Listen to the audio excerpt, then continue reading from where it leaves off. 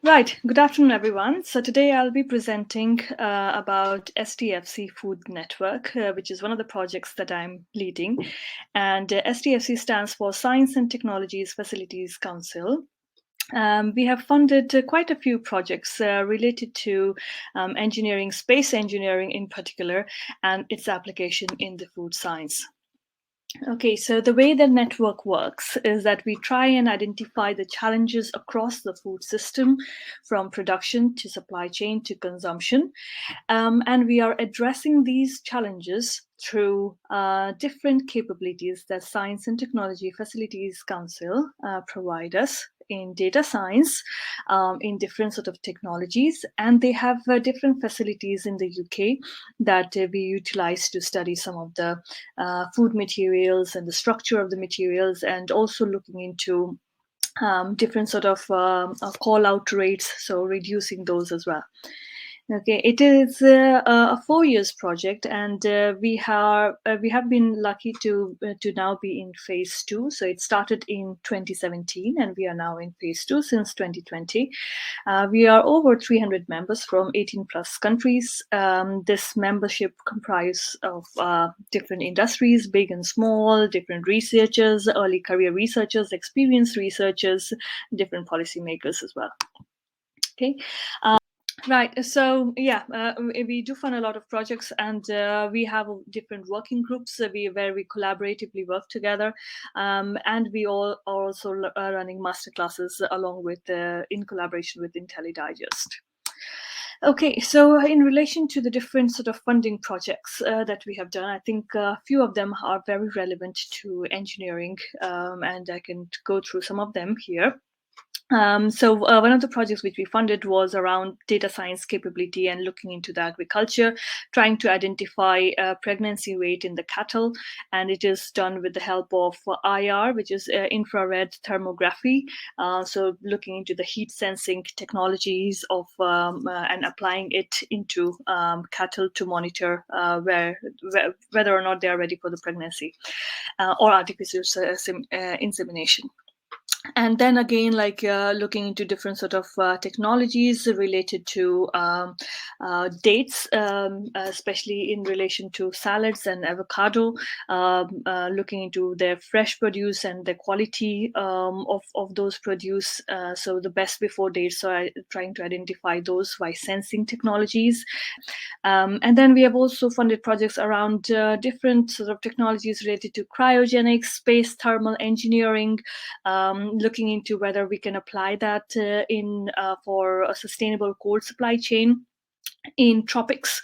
So one of the tropical country being India, and I'll go through that project in a very quick way after this. And then there has been different projects related to citizen science, looking into the consumption, the sustainable consumption idea, and how would you take a citizen science and the data science approach to actually understand their choices, food choices they make, and using some sort of digital twin as well, like visualization system for product labeling, a digital twin for policy impact simulator as well, and I'll discuss that in a while. So yeah, coming to one of the projects related to cryogenics and space thermal engineering, we started off this small scale projects looking into whether or not we can actually apply cryogenics. Cryogenics meaning liquid nitrogen in order to cool or pre-cool some of the produce or the van where the produce are being kept. So in India, and I think in many places in Africa as well, the ambient temperature is around 40 to 45 degrees in high peak summer. And there is lack of cold chain infrastructure. There is insufficient diesel fuel reefer truck, poor thermal insulation, poor post-harvest management, no combined solution for storage and transportation. And it is very evident in many other countries as well. So we try to look into where the different sort of space engineering aspect could come for help. And we identified the space thermal engineering for efficient and cheap insulation could actually work. We are also experimenting it with material engineering, looking into the different sort of materials that could be used for low-cost insulation solutions.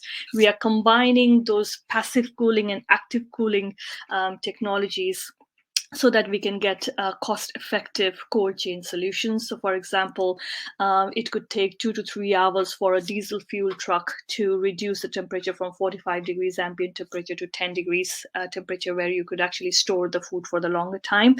But with the cryogenics, it could take only 10 to 15 minutes to cool down. Then we also try to look into, okay, what are the data caps? What sort of capabilities do we have here from the big data analytics, from AI, IoT, Internet of Things, and how can we actually go ahead and do some sort of decision support systems for farmers? So I'll show you what exactly we did in that particular project. And so this is the project which came out of that smaller project. So this is a large grant project, around closer to a million for 2 years, and it is on transforming cold food chain in India through space science and technologies. And this is one of the products that we have co-developed with an NGO in India. It's called eKrishi, and here we are actually looking into the different sort of data sets from the farm, different census data, but also different local weather data, satellite data, and also combining that with the market data to understand where the demand and the supply gap are. Because in India, as in many other developing countries, there is no sort of linked supply chain, or end-to-end sort of supply chain. It is very much market driven and market dependent. So here we are utilizing those data capabilities to make sure that we have a product which is ready for farmers, which can help them take the decision what to grow, when to sow, when to harvest, that sort of thing. And we are experimenting this product with 15,000 farmers over this summer. If successful, this would be rolled out for 200,000 farmers by the end of the year. Then the second project which I wanted to highlight was that we work quite a lot and very closely with policymakers as well. So one of the projects which we did in the UK was looking into all the different sort of factories, food factories, and especially in relation to meat food factories. So from chicken to beef to pork, all the different species, how are they at the moment performing, what sort of technologies they have using, or what sort of technologies they could be using. And what we found was it's mostly 18th century that we are it's mostly like 18th century type of factory that we still have in the UK, and even the inspection process is not that upgraded. It is mostly very closer to 18th century. So there is a lot of opportunity where data science and the different sort of technologies could play a very good role in this, in helping this meat industry to be 21st century ready. And we did a lot of workshops with policymakers, with food business organizations, a lot of interviews to identify the pressing point or the quick wins, where we could actually go ahead and apply some of the technologies. And we got again another bigger be part of this family. And yeah, happy to take any questions.